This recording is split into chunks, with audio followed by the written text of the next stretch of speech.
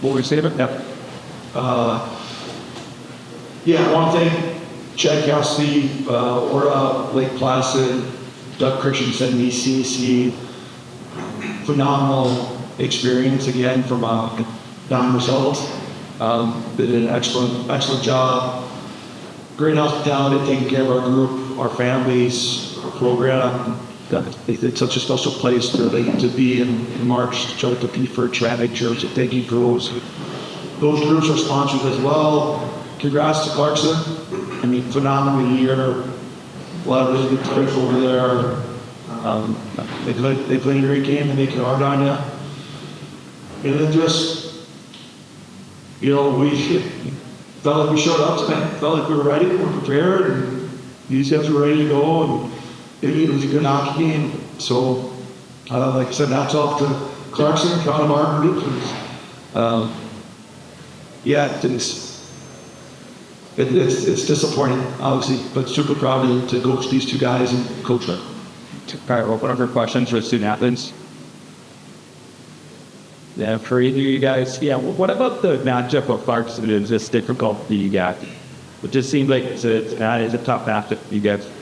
Yeah, like they're a really good team, like Cash said, but we felt like we showed up today and they could have went either way and just missed a few chances to put the puck in the net, and they didn't. So it was a good game, but we felt good about it.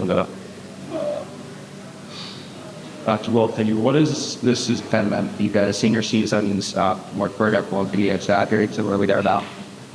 Yeah, our first 2 years were pretty tough. Not a lot of wins, but I think going into our junior year, our whole class was like, man, we wanted to lead this program to a better place. I think we can look back and say we certainly did that. So I mean, this year was special. It came with challenges, but I think our group always faced those challenges head on. All right. Yeah, Tyler said it all, just like leading this program in a better place. So we left it. We came here, and excited to see what the program does in the future. How has Coach helped you guys both develop off the ice as people as well? It's amazing. He challenges us every day as a hockey player and as a person. I felt in my 4 years at Dartmouth, just became a better person, and being able to lead this team was a draw, and I tried to never take advantage of it. Yeah, I mean, Chisholm a little different than being here. He's going to have a long career in hockey, hopefully.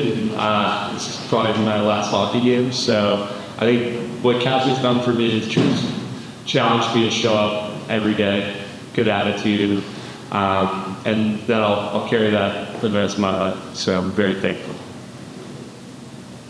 Steven, talk about like your home championship all of that. The team you guys were watching, and then you had quarter of the last 4 days. Yeah, I mean, it was just the coolest thing in the world. I mean, growing up, coming to Dartmouth hockey games, and I always think like, I don't know if I could ever play at this level, and to be able to get committed here, come here, and not only come here, but feel like, as I said, we left the program with a better spot. I think that's just so special, and it's been awesome to have my parents coming to every game. Any other questions for student athletes?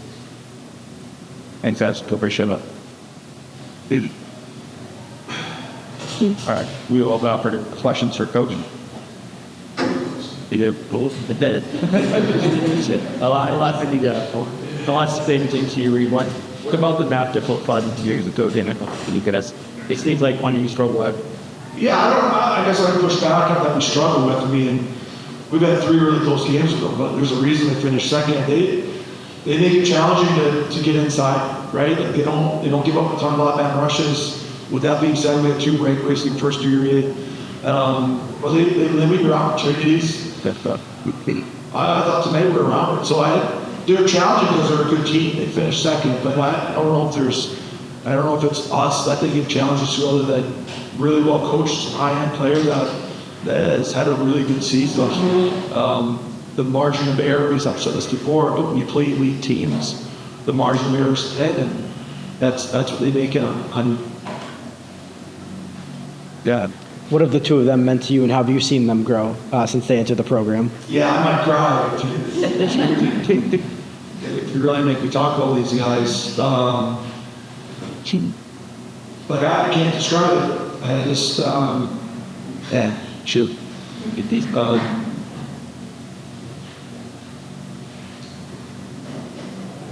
you know, we've gone through it together. They didn't always know we were in it together, but we were in it together playing. I got to be the head coach at Dartmouth, been hockey since 1905, and I've been here for 4 seasons. And these guys have been with us for 4 years. We won 12 games our first 2 years. And that summer after the spring of their sophomore year, they had an opportunity to go in either direction. And we met with these guys individually, along with some other guys, and just asked which way we want to go. And they had every reason to not follow blindly. They had every reason to say, what's this guy talking about? He didn't come to Dartmouth. We won 12 games in 2 years, doing it his way. No, I don't believe in that, but they held it down. They had blind faith. They completely changed what the day-to-day is like at Dartmouth. We are an elite hockey group. Our guys are professional in 3 ways, as much as a college kid can be. They work on their development every day. They treat their bodies right. They treat their teammates right. They treat their community right. And they have done that. They have created a culture. They have set a standard. They did it blindly because they didn't have to. And so I have indebted to them for the rest of my life. My family's indebted to them for the rest of my life. I think I'm one of the greatest jobs in college hockey because these 2 guys are the best examples because they both had unbelievable college careers. They both went all in on what we're doing. They went to 9 for the first time in 45 years. They changed our program. And Steven Townley had a job in New York City before his senior year started because of the degree that he got and the work that he did and the internships he did. And he's going to have a great career. Now you're going to be playing hockey with Sydney, and someone's going to recruit another beer league team. You're going to be a big time for Reid. And then Sean Chisholm, who also going to have a slight change in degree, but Chisholm's going to play hockey for a long time. Someone's going to sign this kid, and they're going to realize how much of a warrior he is. And so here's what you can do at Dartmouth. You get this world-class degree. You can develop as a hockey player, and you can maximize both things. And I just can't think of 2 better examples. What about the trajectory of your program? Obviously, you know, the 8 year, 2 straight year. Obviously, probably more good year to come to get. I hope so. I mean, like you said, through 2 years, well, we had 12 wins, and then 13 wins last year, 18 wins this year. It's not easy to get to Lake Placid. Now, this is none of us feel good right now, right? None of us, we thought we were going to be the last team standing. That's why it hurts so much. There's no feel-good moment to be in Lake Placid, other than we're proud that we went all in on it.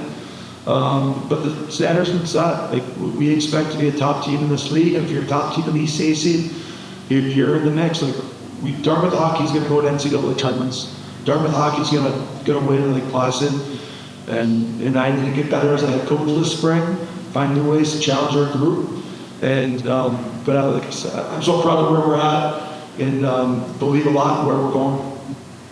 Any other questions? Thanks, everybody. Really appreciate you guys' time. Thanks, guys. Dave.